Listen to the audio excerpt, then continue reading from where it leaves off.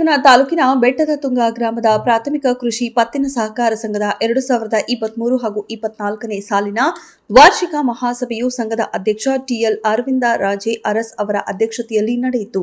ಸಂಘದ ಅಧ್ಯಕ್ಷ ಟಿಎಲ್ ಅರವಿಂದರಾಜೆ ಅರಸ್ ಮಾತನಾಡಿ, ರೈತರಿಗೆ ಕೃಷಿ ಚಟುವಟಿಕೆಗಳಿಗೆ ಶೂನ್ಯ ಬಡ್ಡಿ ದರದಲ್ಲಿ ಸಾಲ ನೀಡುತ್ತಿದ್ದು, ರೈತರು ಸದ್ಬಳಕೆ ಮಾಡಿಕೊಂಡು ಆರ್ಥಿಕವಾಗಿ ಸಬಲರಾಗಬೇಕು. ಮುಂದಿನ ದಿನಗಳಲ್ಲಿ ಸಂಘದ ವತಿಯಿಂದ ರೈತರಿಗೆ ರಸಗೊಬ್ಬರ ಮಾರಾಟ ಮಾಡಲಾಗುವುದು. ಡಿಸೆಂಬರ್ ತಿಂಗಳಲ್ಲಿ ಎಲ್ಲಾ ಸದಸ್ಯರು ಯಶಸ್ವಿ ಯೋಜನೆ ನವೀಕರಣ ಮಾಡಿಸಿಕೊಳ್ಳುವಂತೆ ತಿಳಿಸಿದರು.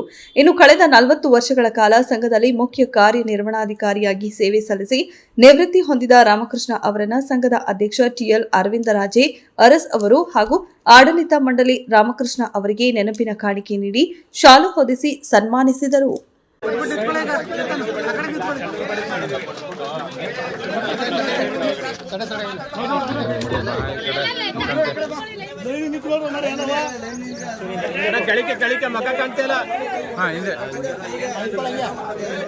ಯುವಕ ಸದ್ಯಕ್ಕೆ ಚೇತನ್ ಅವರು ಇರೋದ್ರಿಂದ ನಮ್ಗೀಗ ಅಲ್ಲಿ ನೀವು ಸೊಸೈಟಿಗಳಿಂದ ಗೊಬ್ಬರದ ಲೈಸೆನ್ಸ್ ತಗೊಳ್ಳೇಬೇಕು ಅಂತ ಮಾಡಿದ್ರು.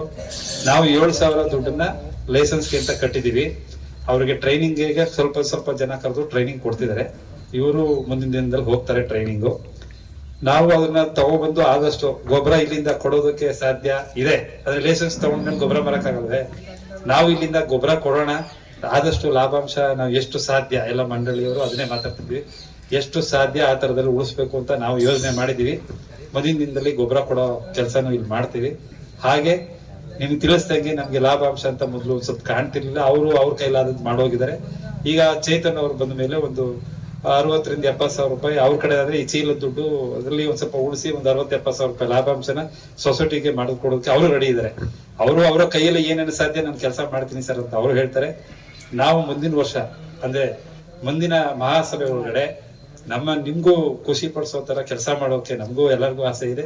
ಅದೇ ತರ ಲಾಭಾಂಶ ತೋರ್ಸೋಕ್ಕೂ ಆಸೆ ಇದೆ. ಡಿವಿಡೆಂಟ್ ಬಗ್ಗೆನೂ ಮಾತಾಡಿದಿರಿ. ಡಿವಿಡೆಂಟ್ ನಾವು ಅವ್ರು ಹೇಳ್ದಂಗೆ, ಈಗ ರಾಜಣ್ಣ ಅವ್ರು ಹೇಳಿದ್ರು, ನೀವು ಅಲ್ಲಿ ಮಾತಾಡಿ ನನಗೆ ಗೊತ್ತಿರೋ ನಮ್ಗೆ ಕೊಟ್ಟರು ಶೇರ್ಗೆ ನೀವು ಡಿವಿಡೆಂಟ್ ಕೊಡ್ರಿ, ಎಷ್ಟು ಕೊಡ್ತೀರಾ ಕೊಡಿ ಅಂತ ಕೇಳಿದ್ದಾರೆ.